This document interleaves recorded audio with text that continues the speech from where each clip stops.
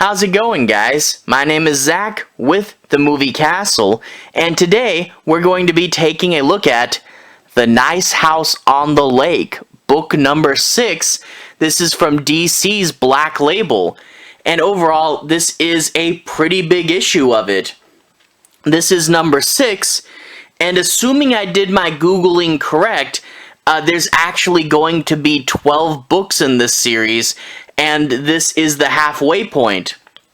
Sadly, I believe we're actually taking a break of a couple months after this one is over, and it does leave you wanting more, but that being said, if that's what it takes to get the book made and to get everything going right, I don't want to rush it, right? So I'm eagerly waiting for more, but we're at the halfway point. A lot of stuff happens, and this is, a kind of a big revelation issue, and I really do like it. It spends a lot of time in the past, and we really get to know Reg this time around, and really get to know who he is and what he's up to, and get to know why he's special as a character. So let's go ahead and take a closer look at this cover. A very, very dark cover. You see, you get a little bit of light, but so much of this building is destroyed and, just all wrecked up.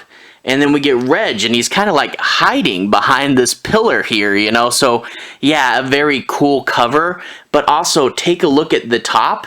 Now, I pointed out last time that it skipped a symbol and they were out of order, but no, that's not the least of what's going to happen to these symbols. We've introduced the new symbol, which I guess is Reg, the hexagon, and if I had to guess, because there were 10 symbols and now we're getting Reg's hexagon, I'm betting the final one will be some sort of symbol for Walter himself. I am curious what they're going to do with these symbols, but yeah, it's cool to see a new one pop up right before the midpoint, so that's really fun. And also, I believe Alvaro Martinez Bueno, actually, who does the interior artwork, does these covers as well, and they're all character portrait covers, and I do really like them. They all come out very, very nice. So, another good cover here, another good character portrait for Reg, him standing in this deserted building. Let's go ahead and, before we get any farther, take a look at those credits. I always say credit where credit is due, and this book really does have that nice double-page spread of the title, House on the Lake, If I can find it, I guess the credits are, there we go, farther along in this book than normal. But yeah, there's the nice house on the lake, and we see that it is written by James Tynion IV, and Alvaro Martinez Bueno is the artist and cover, and we see that both of them share a credit for creation of the story, so that's pretty cool. Once again, I do love, these double page, really, good opening, kind of like the equivalent of a theme song. Let's go ahead and talk a bit about the plot. I'm not going to be doing any major spoilers, but I do want to say my piece on a few of the plot points and, make sure you guys have a basic understanding of what happens in this book. A lot happens, and I'll, try to keep it away from the end bits, especially this really cool cliffhanger that comes up. I'll not spoil that for you, but there's a pretty interesting cliffhanger that I'm wondering what that's going to mean. So it's some pretty fun stuff there. But anyway, we open up with Reg surrounded by all these statues, and I thought this was going to be in the future like every other opening, and I'm like, oh, that's weird, his future is blue. But then we quickly see that this is not the future, and everyone is standing around him still. So no future scene, we're jumping right into the story, and I really do like this panel with Reg and the lightning coming off behind him, and they're like, oh man, it never rained in here before since the first day, and he's like, yeah, there's a rhythm to this place, I'll show you about it. So Reg seems to know more about this place than the rest of them, and we'll figure out why actually in a bit. There is an interesting reason for that. I won't spoil it, but there is a reason that Reg knows more than everybody else. We go inside and we see where Reg has been living. He, like Ryan, there's Ryan, by the way, is another painter, and he's kind of just set up a big studio to pass the time while people are looking for him. And I do like they single out, because both of them do the same thing. I really do like they single out her looking at one of his paintings, big, crazy, into the world stuff. But of course, the two painters are going to be like, huh, what are you doing over here? What are you up to? So he invites everyone to sit down and have a little chat, and he's going to be telling some stories. And that's another interesting thing is a lot of this book is his stories. It's him in the past. And oh, one more thing I want to point out is the transcripts. The comedian there, that's the comedian, right? He finds the transcripts and goes, oh, you've been keeping tabs on us. Yeah, everything you said, literally everything comes out of that machine. So yeah, hey, who would have thought that those transcripts are actually going to be a real thing? I thought they were just a writing device, but they are real. I'm wondering if those little screenshots get printed out there as well. That would be interesting. But anyway, they're going to have a little chat, and we do get, during the past scene, these, old instant messages.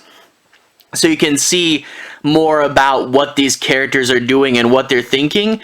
A great way to fit a lot more dialogue on the screen. And, you really do get more of a sense of these characters by having them talk a lot more. But that being said, there's like 5 pages of this. But anyway, we jump back into the past, and we get to see the group talking. This is the group of Walter and Reg and Nora, back when Nora was Norm.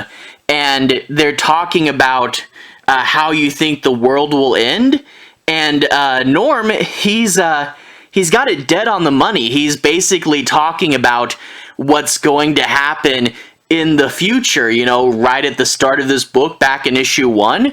And I'm wondering if, it was just some sort of insight, or if he got lucky, or maybe Walter decided to model it after that prediction there. That's really weird. But anyway, you also see Reg. They're in some sort of, I guess this is a room at the college or something. I'm not really sure if they're doing a business or if this is college or what exactly they are. But they're in some art room and they're all talking.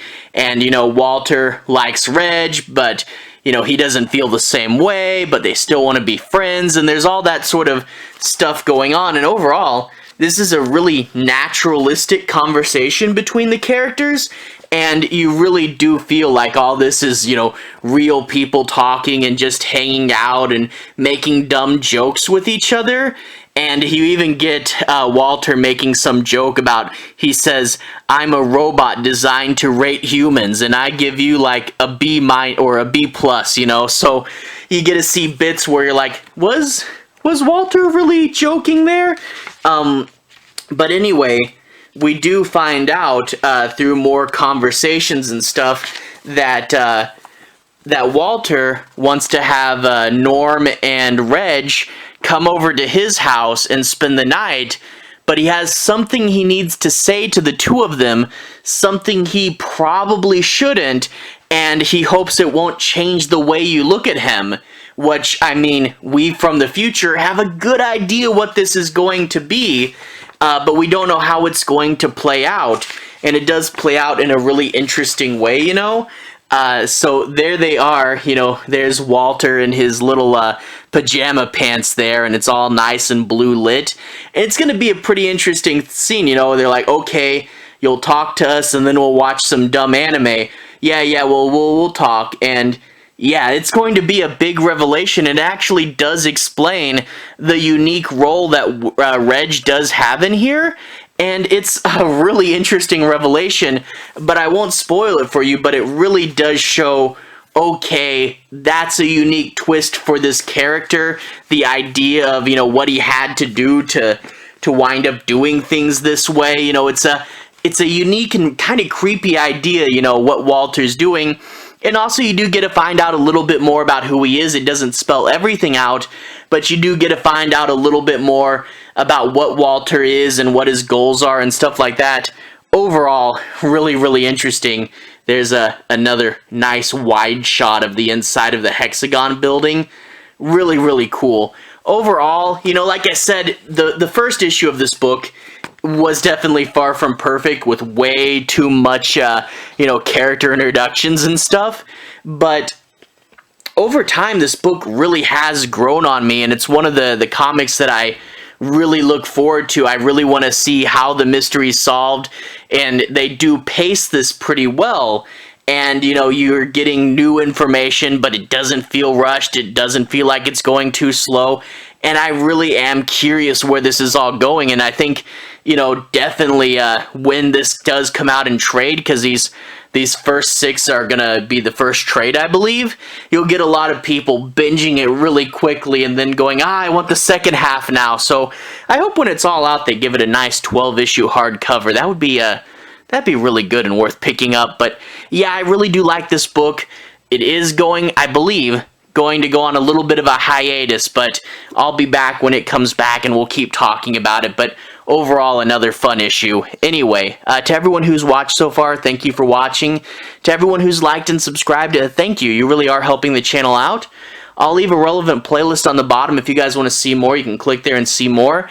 This should be my Nice House on the Lake playlist. If you want to see my reviews for the first 6 issues, you can find them there. And anyway, have a good day. I'll see you guys again very, very soon. Relevant playlist on the bottom. Have a good day now.